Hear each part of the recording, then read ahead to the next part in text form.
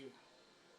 Salut à toi qui ne nous a pas encore rejoints dans cette grande commission et cette grande famille spirituelle en Jésus-Christ. J'aimerais que nous parlons aujourd'hui d'une interprétation eschatologique en rapport avec l'actualité internationale qui peut être très mal comprise. La Bible dit dans Matthieu 24, parlant des bruits des guerres d'une nation contre une autre, que seront tout simplement des signes du début, en fait, des douleurs, mais pas de la fin. Nous avions parlé de cela dans notre précédente édition. Aujourd'hui, je veux parler de la dispensation dans laquelle nous sommes, celle de l'Église. C'est une dispensation de la grâce.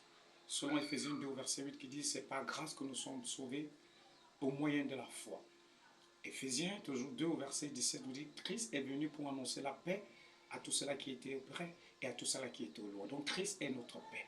Et dans Jacques chapitre 3, verset 18, il est dit « Le fruit de la justice est sémé dans la paix par ceux-là qui recherchent la paix. » 1 Thessaloniciens 5, 23 dit que le Dieu de paix nous sanctifie tout notre être entier, corps, âme, esprit, afin qu'on soit gardé répréhensible jusqu'à l'avènement de notre Seigneur Jésus. Hébreux chapitre 12, verset 14 dit « Recherchez la paix et la sanctification sans laquelle personne ne verra Dieu. » Donc aujourd'hui, on ne peut pas parler d'un Dieu de guerre. Aujourd'hui, on ne peut pas parler d'une église en guerre ou d'une nation sainte en guerre. Aujourd'hui, nous parlons de la bonne nouvelle. Nous parlons en fait d'un peuple d'ambassadeurs pour Christ qui est là pour réconcilier le monde avec Dieu.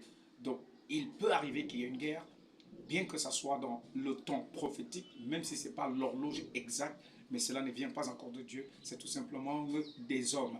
Donc restons en prière en tant qu'Église, ne soyons pas distraits, parce que l'Église n'a pas encore réuni tous les élus et plusieurs nations doivent être touchées par l'Évangile. Ce n'est pas encore le temps de l'enlèvement et ce n'est pas le temps des grandes tribulations. Donc que la paix soit avec vous et que le nom de notre Dieu soit béni. Shalom.